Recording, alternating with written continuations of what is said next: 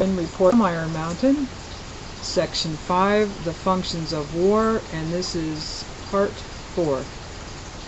What gives the war system its preeminent role in social organization as elsewhere is its unmatched authority over life and death.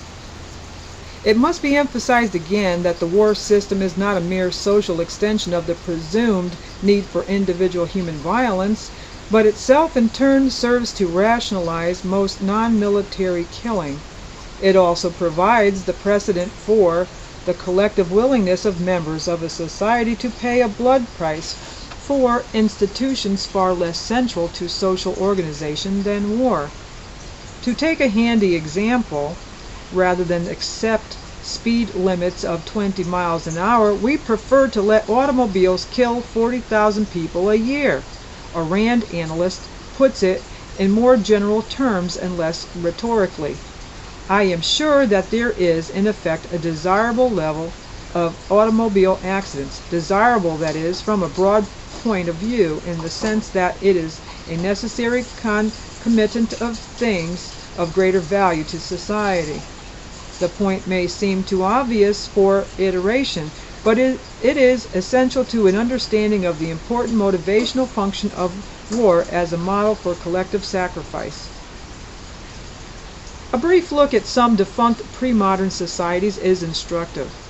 One of the most noteworthy features common to the larger, more complex, and more successful of ancient civilizations was their widespread use of the blood sacrifice. If one were to limit considerations to these cultures whose regional hegemony was so complete that the prospect of war had become virtually inconceivable, as was the case with several of the great pre-Columbian societies of the Western Hemisphere, it would be found that some form of ritual killing occupied a position of paramount social importance in each. Invariably, the ritual was invested with mythic or religious significance, as with all religious and totemic practice. However, the ritual masked a broader and more important social function. In these societies, the blood sacrifice served the purpose of maintaining a vestigial earnest of the society's capability and willingness to make war, i.e., kill and be killed, in the event that some mystical, i.e., unforeseen circumstance were to give rise to that possibility. That the earnest was not an adequate substitute for genuine military organization when the unthinkable enemy, such as the Spanish conquistadores, actually appeared on the scene, in no way negates the function of the ritual. It was primarily, if not exclusively, a symbolic reminder that war had once been the central organizing force of the society, and that this condition might recur. It does not follow that a transition to total peace in modern societies would require the use of this model, even in less barbaric guise. But the historical analogy serves as a reminder that a viable substitute for war as a social system can not be a mere symbolic charade. It must involve real risk of real personal destruction, and on a scale consistent with the size and complexity of modern social systems. Credibility is the key. Whether the substitute is ritual in nature or functionally substantive, unless it provides a believable life and death threat, it will not serve the socially organizing function of war.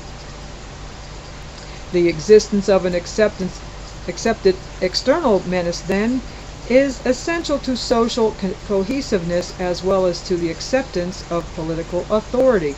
The menace must be believable. It must be of a magnitude consistent with the complexity of the society threatened, and it must appear at least to affect the entire society. Ecological. Man, like other animals, is subject to the continuing process of adapting to the limitations of his environment. But the principal mechanisms he has utilized for this purpose is unique among living creatures. To forestall the inevitable historical cycles of inadequate food supply, Post-Neolithic man destroys surplus members of his own species by organized warfare. Ethologists have often observed that the organized slaughter of members of their own species is virtually unknown among other animals. Man's special propensity to kill his own kind, shared to a limited degree with rats, may be attributed to his inability to adapt anachronistic patterns of survival, like primitive hunting, to his development of civilizations in which these patterns cannot be effectively sublimated. It may be attributed to other causes that have been suggested, such as a maladapted territorial instinct, etc. Nevertheless, it exists, and its social expression in war constitutes a biological control of his relationship to his natural environment that is peculiar to man alone. War has served to help assure the survival of the human species, but as an evolutionary device to improve it, war is almost unbelievably inefficient. With few exceptions, the selective processes of other living creatures promote both specific survival and genetic improvement. When a conventionally adaptive animal faces one of its periodic rises in insufficiency, it is the inferior member of the species that normally disappear. An animal's social response to such a crisis may take the form of a mass migration, during which the weak fall by the wayside, or it may follow the dramatic and more efficient pattern of lemming societies, in which the weaker members voluntarily disperse, leaving available food supplies for the stronger. In either case, the strong survive and the weak fall. In human societies, those who fight and die in wars for survival are in general its biologically stronger members. This is natural selection in reverse. The regressive genetic effect of war has been often noted and equally often deplored, even when it confuses biological and cultural factors. The disproportionate loss of the biologically stronger remain inherent in traditional warfare.